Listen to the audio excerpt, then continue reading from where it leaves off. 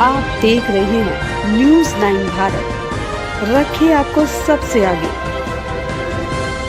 नमस्कार, आप देख रहे हैं न्यूज़ 9 भारत। मैं हूं आपके साथ अंजलि। चलिए रुक करते हैं खबरों की ओर।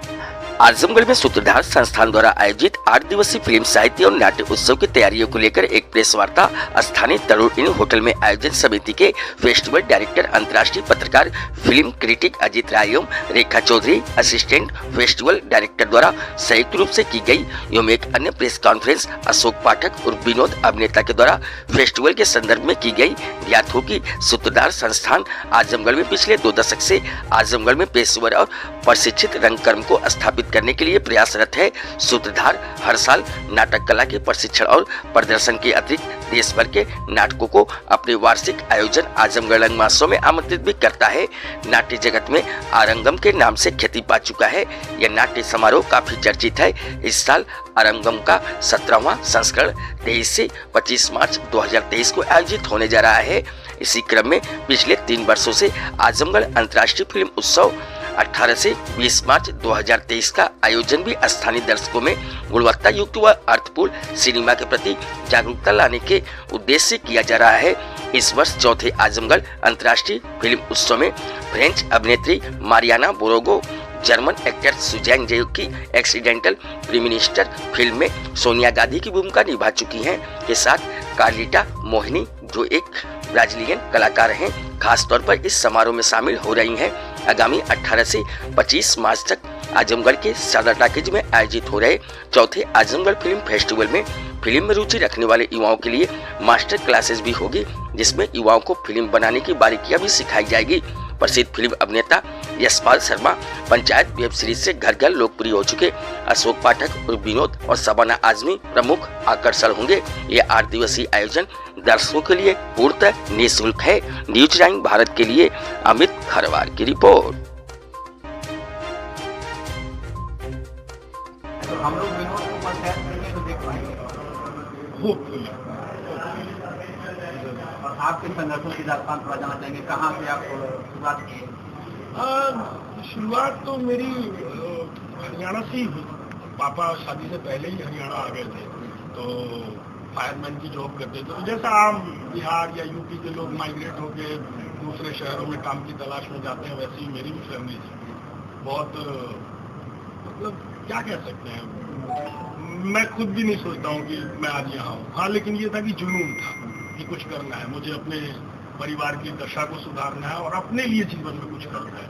कि मैं यूं आम आदमी की तरह नहीं, कुछ तो करना चाहता हूँ। मेरे अंदर की एक बेचैनी थी और शायद जब थिएटर से पाला पड़ा और ये सब मुझे लगता है कि एक्सपीरियंस है कि मैं 8th-9th में भी था, तो मैं अपने चाचा के साथ कॉटन सील करता था, जो मेडिकल के वो आते हैं छोटे पैकेट। तो मैं 8th-9th में फरीदाबाद में रहता था। फरीदाबाद से पलवल, बल्लभगढ़, बदरपुर बॉर्डर तक 18-18, 20-20 किलोमीटर साइकिल चला के मैंने कॉटन बेचा और उस टाइम 100-150 रुपये में कमा लेता था। तो पढ़ाई में उतना मन लगा नहीं, लेकिन वही है इत्तेफाक, जिंदगी कॉलेज आया, ग्रेजुएशन में जब आया तो फिर थिएटर से वाकफियत हुई और फिर शायद पूरी जिंदगी बदल गई और मुझे कुछ मायने मिली कि मैं ये करने के लिए। विनोद से जो आपको पहचान मिली, आगे प्रोजेक्ट कौन कौन से? अभी विनोद के बाद अभी सच है कुछ नहीं मतलब बड़ा, लेकिन हाँ मेरे बड़े प्रोजेक्ट आने वाले हैं। एक नेटफ्लिक्स की पूरी सीरीज आने वाली है जिसमें मैं बिल्कुल विनोद से इतर दिखूंगा। उसमें एकदम रफ उस तरीके का किरदार है। और एक और फिल्म है, उसमें मैं नेगेटिव दिखने वाला हूँ। तो मतलब बहुत वेरिएशन में काम आने वाले हैं कुछ, जो बहुत इंटरेस्टिंग है। साउथ के बहुत मतलब कमाल के अभिनेता हैं, विजय सेतुपति और संतोष शिवन डायरेक्टर, हम लोग ने एक फिल्म डायरेक्ट की है मुंबई में। तो मेरा विजय सेतुपति जी के साथ ही उसमें रोल है, वो भी फिल्म आने वाली है। तो ये है कि विनोद से इतर कुछ देखने को मिलेगा और मेरी भी बेचैनी रहती है कि कुछ नया किरदार हो तो वो मजा है। तो वो अब जब लोग देखेंगे कि अच्छा विनोद ये भी है, तो वो बहुत इंटरेस्टिंग होगा मतलब देखने के लिए। चलिए हम लोग कुछ नाम है आपके साथ। मुझे बहुत अच्छा लग रहा है और सबसे अच्छी बात ये है कि आजमगढ़ ऐसे शहर में इतना बड़ा फेस्टिवल होना, ये अपने आप में एक बहुत बड़ी उपलब्धि है। और इसमें अभिषेक पंडित जी हैं, ममता जी हैं, अजीत राय जी का बहुत बड़ा योगदान है। तो मतलब बहुत खुशी की बात है। और ये मतलब मैं खुद भी अचंभित हूँ कि इस तरीके से यहाँ पे ऑर्गेनाइज करना, सबको बुलाना और इस तरीके से इंटरेक्शन, तो जो भी कला प्रेमी है उनको भी बहुत फायदा होगा और एक शहर की आबो हवा भी बदलती है इन सब चीज़ों से, तो ये बहुत खुशी की बात है। अशोक जी, आप आजमगढ़ आए और आजमगढ़ के लोग बेसब्री से विनोद का इंतजार करते तो विनोद की शुरुआत कैसे हुई, कैसे फिल्म में आपको भूमिका मिली और किस तरह से आप उसको प्ले किए? जी, विनोद सही मायनों में देखा जाए तो मुझे भी अंदाजा नहीं था कि विनोद इस तरीके से लोगों के दिलों में बसेगा। मैं तो खुद ही बोलता हूँ कि जब रिलीज हुआ उसके बाद मुझे मैसेज आने शुरू हुए और मीम्स इतने बने, तो वो अकूत प्रेम मिला है मुझे। और खासतौर से मीडिया ने मुझे बहुत प्रेम किया, मतलब अच्छे अच्छे पत्रकार लोगों ने इंटरव्यू किए और इस तरीके से एक छोटे से कैरेक्टर को इतना हाईलाइट किया गया, तो ये मेरे को लगता है कि एक पूरा एक हौसला भी मिलता है कि कोई भी किरदार छोटा या बड़ा नहीं होता, बस वो ईमानदारी से निभाया जाना चाहिए। और बाकी मैंने काफ़ी फिल्में की हैं, इससे पहले भी मैंने हॉलीवुड की भी फिल्म की है, the second best exotic marigold hotel, और मेरी पहली फिल्म थी बिट्टू बॉस, जिसमें मैं सेकंड लीड था जब मैं मुंबई नया पहुंचा ही था मुंबई। तो इतने साल सफर में रहा। पंजाबी फिल्में मैंने बहुत सारी की हैं, पंजाब में एक अलग दर्शक वर्ग है जो बहुत प्रेम करता है मुझे, पंजाबी फिल्मों में हिंदी किरदार निभाता हूँ मैं।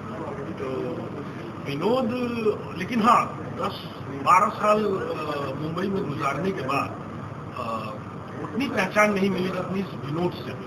आज मैं आता हूँ शहर, वाराणसी भी उतरा तो लोगों ने पहचाना, यहाँ लोग पहचानते हैं, मतलब ये एक कलाकार के लिए बहुत खुशी का मोमेंट होता है। उसी विनोद के किरदार को एक बार सब आजमगढ़ वाले हमारे माध्यम से सुनना चाहते हैं, आप थोड़ा बताइए किरदार किस तरह से आपने प्ले किया, कैसे उसमें किया? विनोद एक आम आदमी है, गांव का आदमी है, भोला भाला आदमी है। और क्योंकि मैं भी उसी गांव के परिवेश से ही आता हूँ, बहुत छोटे से गांव से उठकर मुंबई तक का सफर तय करना और इस तरीके से, तो वो विनोद जो मुझे लगता है कि एक चरित्र है कि वो भोला है, उसको कोई भी बरगला सकता है, कुछ भी कर सकता है। जो लोग बसते हैं उन्हें नहीं मालूम दुनियादारी और बहुत हाईटेक नहीं है वो लोग, लेकिन वो प्रेम है। और फिर उसको एक आदमी है जो साथ है कि नहीं, तुम्हें इस व्यवस्था के खिलाफ बोलना है, ये गलत है, तुमको आवाज उठानी चाहिए, तुम नहीं उठाओगे तो कैसे काम चलेगा। और वो एक आम आदमी जब उसके अंदर कोई वो मोटिवेट कर रहा है या उसके अंदर क्रांति, उस एपिसोड का ही नाम क्रांति था। ये आम आदमी भी जब कुछ गड़बड़ हो जाए तो वो भी क्रांति कर सकता है, वो अकेले बहुत सारे लोगों के लिए खड़ा हो सकता है और उसके पीछे पूरी जनता है। तो इस तरीके से मेरे लिए निभाना बहुत ज़्यादा मुश्किल नहीं था, क्योंकि मेरे आसपास और उस तरीके के लोग, मेरे खुद चाचा वैसे ही हैं और हम लोग भी उसी फैमिली से उठकर आते हैं। मैं सिवान से, मेरा छोटा सा गांव है दरबेशपुर, वहाँ से माइग्रेट होकर हरियाणा, वहाँ भी गांव में, तो इस तरीके के लोगों से मिलना बहुत आम रहा है। वो डायलॉग डिलीवरी जो सुनना चाहते हैं हम लोग। डायलॉग डिलीवरी वो था कि अब क्योंकि वो बिहार की कहानी दिखाई गई है, यूपी की, तो वो भी मेरे लिए ज़्यादा मुश्किल नहीं था, क्योंकि मैं उसी बेल्ट से आता हूँ, तो उस भाषा में पकड़ है कि अब उसमें बहुत ज़्यादा कि बहुत सारे डायलॉग्स थे।